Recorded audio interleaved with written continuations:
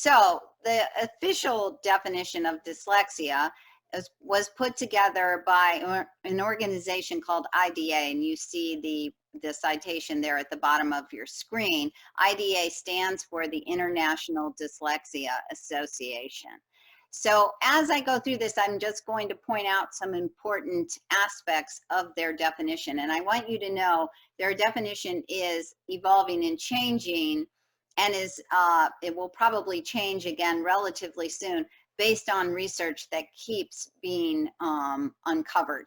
Okay, so dyslexia is a specific learning disability that is neurobiological in origin. In other words, it has a lot to do with the organization of our brains. We all have strengths and weaknesses in certain areas.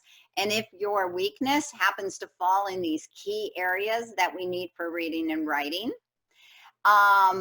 if the weakness is really significant, it may show up in your oral language system. But if it's just kind of a generalized weakness, you may be fine in your oral language system, but it's going to impede your reading and writing growth.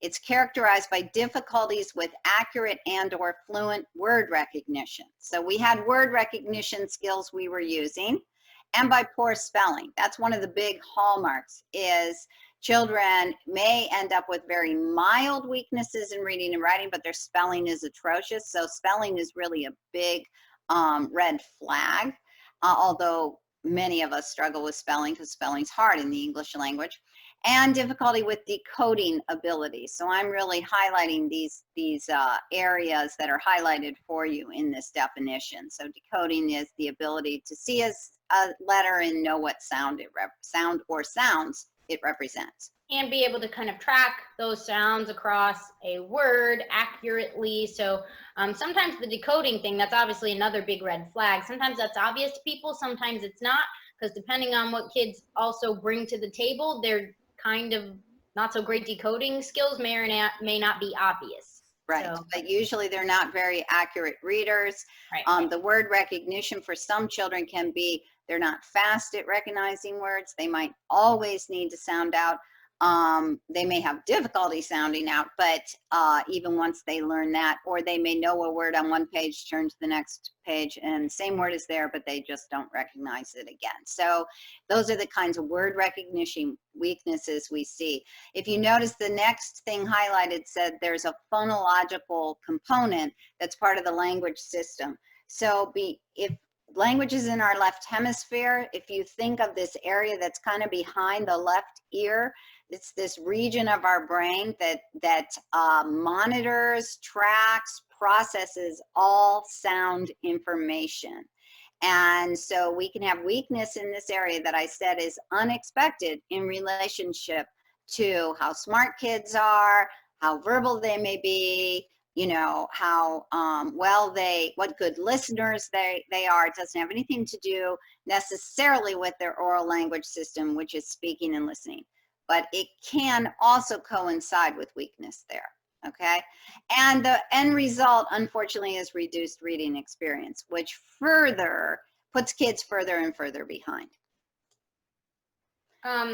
So this is a kind of a nice little list we put together of some of the signs of dyslexia. You know, if there's not a lot of great information, at least being sort of put in front of people. You kind of have to search for this kind of thing about dyslexia.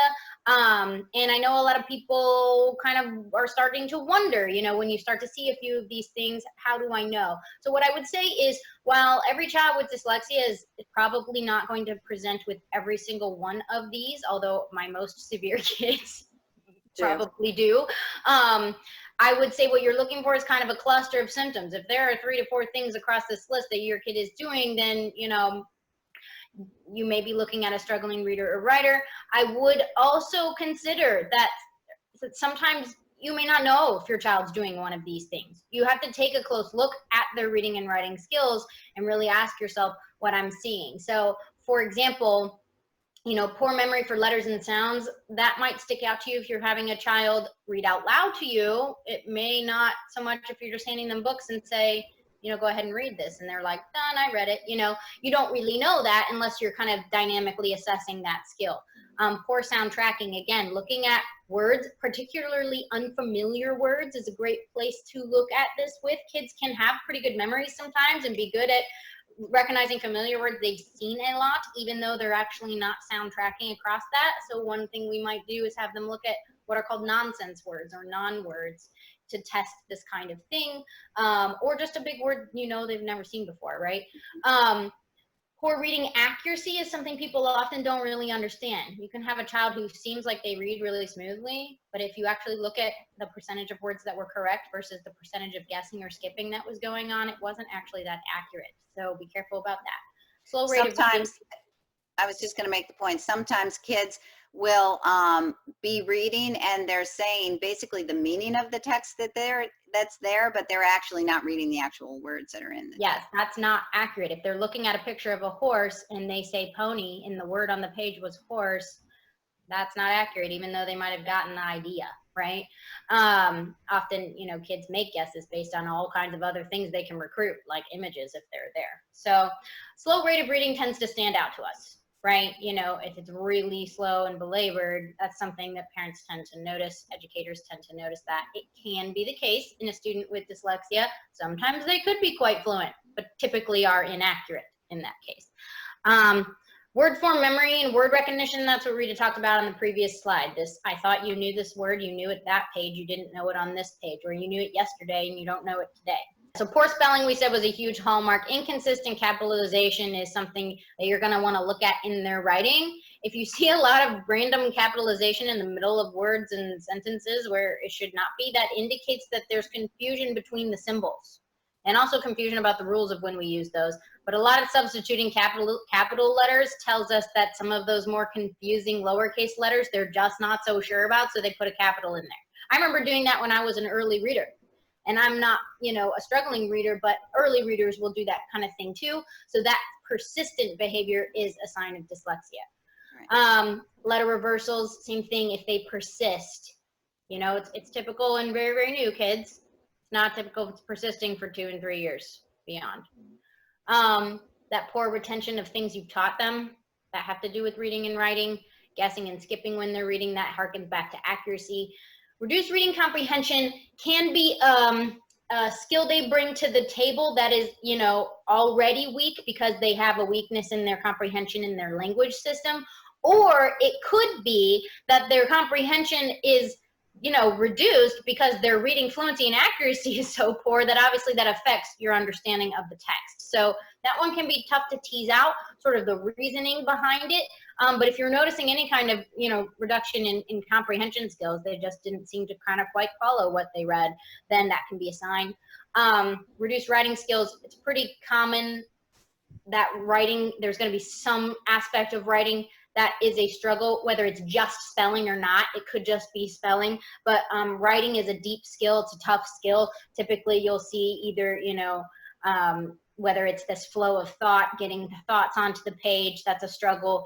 The struggle in their speed of writing, the struggle in their accuracy of forming letters, or the struggle in spelling, you'll see something there very likely. And then often all of these things or any of these things can result in a very emotional response to reading or writing, completely avoiding it, melting down, bummed out about their skills, starting to notice this difference when they compare themselves to their peers and siblings.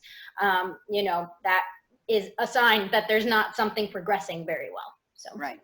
And so I just want to reiterate that, listening comprehension can be great. It's not unusual, and almost every parent will say their listening comprehension seems to be fine. It's their reading comprehension that's weak. So we want you to be able to differentiate that in your head. We know that, again, their listening, speaking skills might be okay. That doesn't mean that they don't have this struggling reading and writing problem. Okay, right. So I know that's can be confusing, but we separate those skills out.